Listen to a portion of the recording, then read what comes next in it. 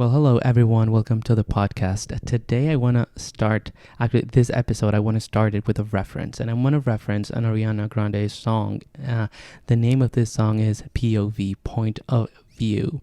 And basically what she's trying to say, I guess, or how I interpret it, is that she wishes she could see herself from this other person's point of view. She wishes she could love herself from these other people, these other person's perspective, or from how they perceive her. And she wishes, I guess, she could love herself for all of her pretty and all of her ugly as well as this other person loves her, I guess, or as this other person sees her.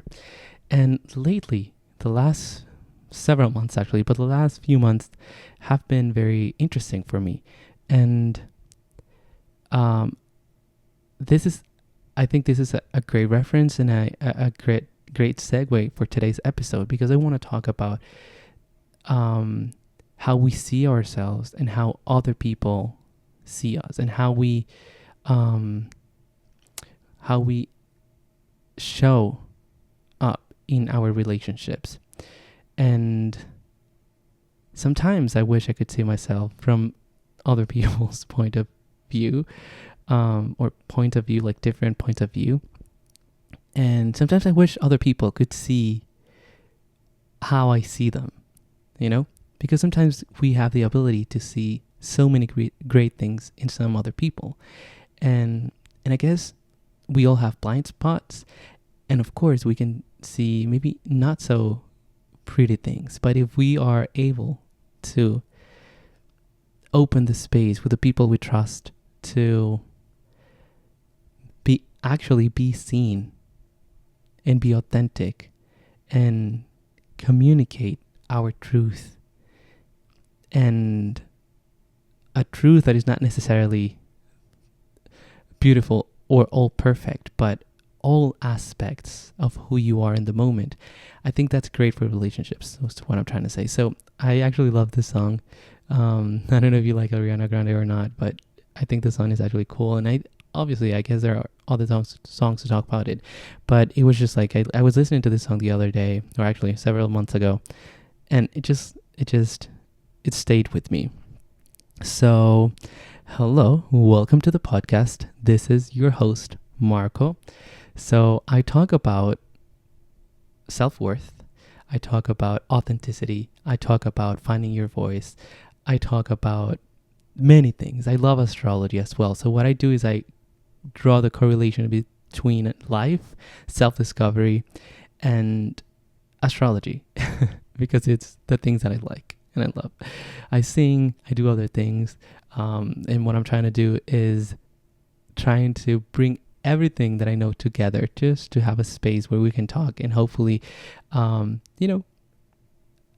make a little impact or give you a different point of view for your life.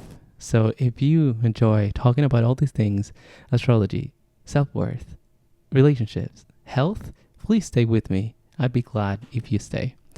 So today, as I said, we talk about astrology. And throughout the podcast, if you don't know this, if you haven't heard this podcast in the past, or even if you know this podcast, I just want to give you a little reminder that the last 13 I think episodes, I've been drawing the correlation between an aspect of life, let's say relationships, and I also talk about relationships from an astrological or from an astrology approach. All right. So today we're talking about the relationships axis, actually talking about specifically about Libra. So Libra in astrology is ruled by Venus. So it's the space, the desire, the balance. If we talk about the axis, right, the opposite and complementary of Libra is Aries. So it's that balance in between the space and action, Mars being action, the space, the desire, what you want to go for, and actually the balance between the masculine and the feminine, between giving and receiving, between who you are and who you are together with someone else, the way you agree on things, the way you show up in relationships, because relationships don't exist if there isn't, one person. Two people make relationships, or more people nowadays, I guess. So Libra, again, it's an air sign. Libra finds or tries to find balance. Libra comes from Virgo, where you on your own find your routines, you find your habits, you find your way to be healthy, to have a sustainable life, where you find order that eventually gets disordered, and then, which would be Pisces, the opposite, right? And then you find that order again. It's the order or the balance you have in your life, in your environment, with your body, with your house, everything that surrounds you, right? So once you find your balance, and then you meet someone else comes into your life, then that balance gets sometimes kind of like disrupted, right? So that's where yourself in relationship with the other person, it's when you need to find a way to see the other person and let yourself be seen. So it's like you have to show up for the relationship or for the agreement, and you have to let the other person show up as well.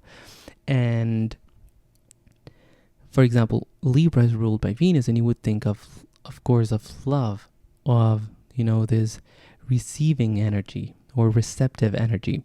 And in this particular axis is about relationships, and yes, there's love. At the same time, where there's love, which can be a little more abstract, which could correlate a little bit more with Neptune, with something that's more abstract, more broad, so immense, and to some extent, some chaotic, that needs an order, that needs a space to be channeled into a relationship or something that is not so abstract, but that can be actually sustainable and healthy in this reality, especially when there are different people involved, where there's different souls, where there's different lives, and where there's differences in general, because we are different people.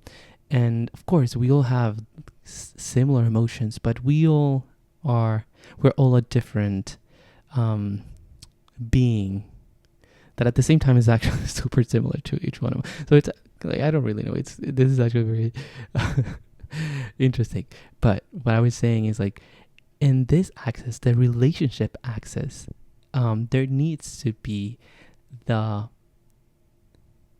reciprocity, the accepting of who you are and showing yourself authentically, and receiving the other person as they are, and receiving their authenticity at the same time, who they are in the moment. And where because we're talking about balance, there needs to be the space for an agreement, for understanding that it's not only about you or only about me, which be if from the astrological perspective, if I say me, who I am, just me, I'm talking about Aries and how I show up, Aries, my ascendant, my rising, right? And if I talk about Libra, it would be you, something that's in front of me, all right? So when we see that person that's in front, we also need to understand and be empathetic that that other person is important as well, and their feelings are important, and who they are is important as well, and trying to meet them where they are, right? As we should do with ourselves as well. So when there's this love, where there's this I guess, abstract or watery energy of love, of immensity, there needs to be that grounding, that agreement. That obviously the agreement is it's at an air energy. It's from your words, it's your commitment. But at the same time, it's what you talk, it's the communication. That's the first bridge of commitment between who you are and who the other person is, letting both be seen by each other. So when you find that first bridge, and then other things happen. But the first is a communication of giving who you are, right? Or speaking your voice and who you are, and then receiving that as well. So that would be the Libra and Aries axis. Again, if we were talking about the song, point of view is, all right, so this is how I show myself. And sometimes in relationships, you're going to see things. It can be different things, but you can see things about yourself, the experience that you have with that other person, or and this other person can be a friend, someone you have like an established relationship with, a friend, a romantic partner, a business partner, or just the way you agree on things, just the way you take yourself into consideration and take the other person into consideration as well. So the agreement you do on the simple things, that's kind of like that axis as well. The ability you have to give, and which would be Mars, Aries, and to receive, which would be Libra or Venus in this case. So I was saying that point of view it's again, you show up who you are, as who you are. You accept who you are. You have at some point the courage or the audacity to be who you are, right? You would have to see which sign you have in your rising or your ascendant, because I could tell you a little bit of of that energy or the potential. But also is, if in the engaging, in the communication, in the relationship, in the dancing with the other person, you can see them and you can see yourself. You can see how that relationship transforms yourself, and it brings things in you that you maybe didn't know. If you were only by yourself, only like in that Aries polarity, like if you were only you, only your feelings are important, or only your experience is important, then you are losing the chance to receive the other person as they are, and you are losing the chance to receive who you are and to open yourself to different parts of yourself, and to be seen from a different perspective, to let yourself be seen maybe in a vulnerable way, but also to discover very beautiful things and very sometimes dark things about yourself. But that only, I guess, brings more self-acceptance and brings parts of you that you can cherish as well, and that you can accept from a loving place, and then decide if you want to change them or not. But again, it's finding that balance in between who you are and who the other person is, and finding a common ground, understanding that reciprocity and balance are important, and understanding that feelings, that desire, that worth, that acceptance, that compromise, that commitment is what sustains and what gives a foundation to love, which we will talk later when we talk about maybe Neptune and Pisces. Well, more many different things, because I guess love is everywhere. So I guess this is everything I have for you for today. But as I usually do, I take out a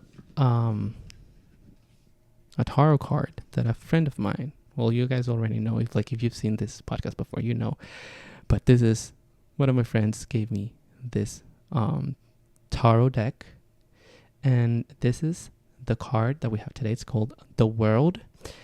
And I'm gonna read it. It says, the world is a happily ever after ending following a difficult journey.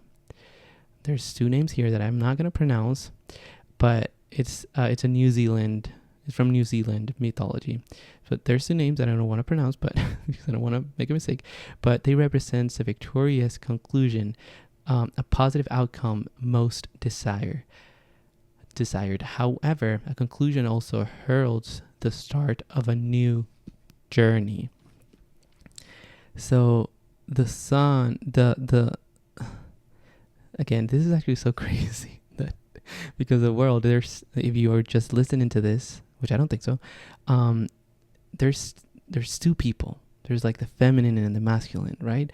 Together and connected from their mind, their heart, from their spirit. And they're on top of water, of this emotion, this, I guess, ocean, the water. But they're standing on solid pieces of, I guess these are, I don't know what they are, pears. They look like pears, but they're standing on something, on a foundation, and they are surrounded by all of the colors of the sky and roses. And it took time to get here. It took intention. I don't want to say effort. It took intention. It took desire. It took future, talking about the future. It took so many things to get there. So, this is everything I have for you for today. Today's podcast, today's episode. I hope you enjoyed it. And again, I hope you see yourself fully. That's what I'm trying to work on as well. And I hope you can see other people fully as well. And you can appreciate them for who they are. And you can appreciate yourself for who you are completely. I hope you have a great day. See you next time.